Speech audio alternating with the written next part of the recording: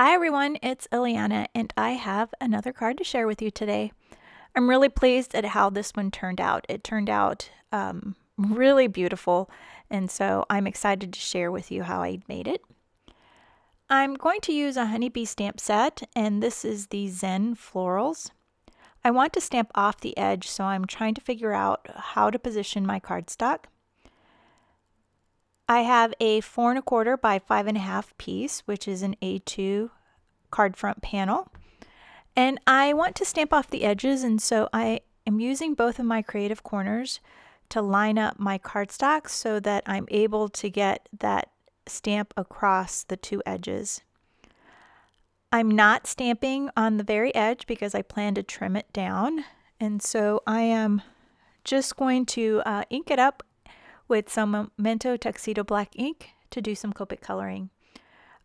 Memento Tuxedo Black ink is Copic safe. I know that there's several different kinds that are safe, but this one is really handy for me, and so this is what I usually go to. Once I stamp one side, I just rotate my cardstock and stamp the other side, and it's perfectly even. I've done this 4 times because I'm just going to plan to make several. I end up not finishing them because I run out of a marker color. Now that everything is colored in, I didn't show it because it was just tedious, and it's a lot of coloring, a lot of different colors. So once it's all colored, I take my BG000, it's 4 zeros, and I just take the chisel end and I just color down the middle. The chisel end wasn't working so well, so I switched back over to the brush tip, and I'm just going straight down the middle.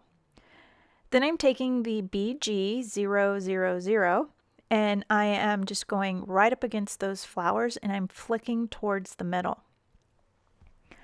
I had made a previous card like this for Grandma's birthday, and so I had already used my markers in this way, so I knew it was going to turn out. And then I sat down to shoot the video, and just so you know, right in the middle of shooting, I realized that my marker was dying and I didn't have a refill. So I had already practiced this once. So the one on the left is the one that I had practiced first, and the one on the right was the one where I ran out of my marker. So now that everything is all set, I'm going to put it back into my MISTI, and I'm just going to overstamp with some VersaFine Onyx Black ink. And by itself, it looks pretty amazing once you overstamp and you get that dark black line. And I just want to make sure that it's lined up. So I'm just looking at the side. And when I'm sure, I go ahead and press it down. You want to be careful with the VersaFine Onyx Black ink because it stays wet a little bit and you don't want to smudge your paper. You also want to make sure that your Copic is dry because the moisture will attract the clear embossing powder or any embossing powder. So once it's all coated, I'm just going to melt the embossing powder with my heat gun. And this really just adds some vibrance to the card.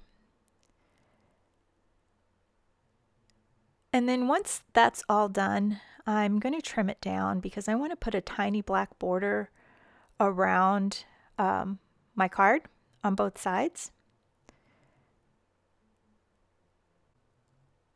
Now I've taken the HoneyBee Thanks die and I've cut it out several times out of some black cardstock, and I'm using some spray adhesive to stack my pieces together.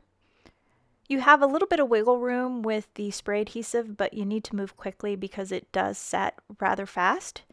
And I just stack them together and then use my fingers to just line them up. I do this with about 4 die cuts. And then for my 5th die cut, I'm going to take some black glossy cardstock from Ellen Hudson, and you could see the difference between the regular cardstock and the glossy. And I add that to the very top of my cardstock, and then I just cut out a couple of little pieces to add to my card front. what I'm doing now is I'm just taking my black marker and going around the edges because the black glossy paper has a white core, and so when you trim it you can kind of see that white core, and I just darkened it with my black marker. So I'm adding my my little border pieces to the front of my card panel. You could use you could use a white card base, or you could use a black one. Either way, it doesn't matter. And now I'm just going to add my card front. I'm trying to figure out where to put the sentiment. There was a little bit of a smudge on my front panel, and so that way I was trying to figure out which side to place it. That way I could cover it up with a thanks. So once everything's lined up, it's hard to see on my black mat, so I just pull this white little backer so I could see. And my card base is a little bit too big, so I'm just going to go trim that off a little bit. And now I'm just going to add some multi-matte medium to the back of my die cut. I like to use this because it dries matte. It doesn't show if you smush it out of the sides. And you have to work rather quickly, because if you put too much, it'll come out of the edges, and if you put too little, it dries super fast. So you need to work quickly. And then I'm just going to use an acrylic block to weight that down. Once it's dry, I'm going to use some sparkle spray. And I debated about putting some sequins on it, but I thought with the sparkle spray that it would be just fine without it. Now the sparkle spray did not get absorbed by the sentiment, and so I'm just taking my cloth here and I'm just wiping off the thanks. And I noticed that a tiny bit of the sentiment didn't get adhered down, and so I'm just going to use my tweezers to lift it up a tiny bit, and then I'm just going to put a tiny squirt of my multi-matte medium to let it dry.